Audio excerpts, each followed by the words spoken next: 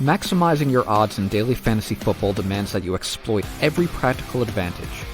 PFF grades provide just such an advantage, helping you spot undervalued players based on their true performance that regular stats simply cannot measure. In the next few minutes, we'll talk about how PFF player and team grades make fantasy lineups stronger. But first, let's explain how PFF grades work.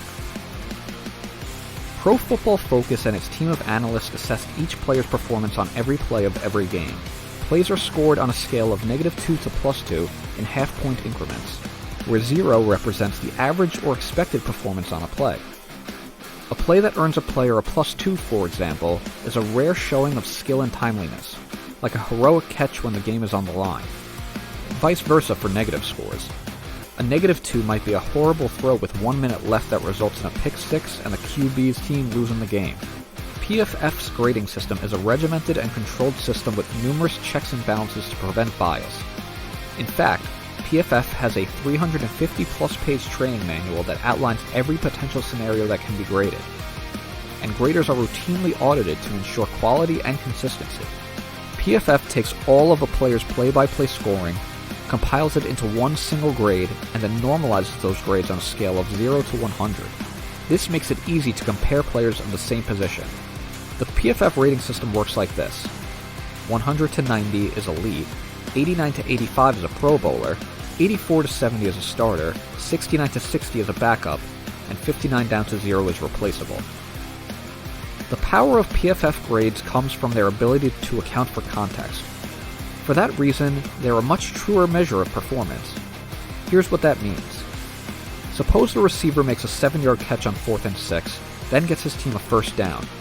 PFF would score that catch higher than if it were a 7-yard catch on 2nd and 10. Here's another example. Suppose a quarterback throws an interception because his wide receiver tipped the ball into the hands of the defense. In that case, it's not the QB's fault, so PFF would not give him a negative score on that play. On the other hand, if a QB throws an ill-advised would-be pick in the end zone and it's dropped by the defender, the QB still gets a negative grade. In this case, PFF penalizes the QB even though there was no interception.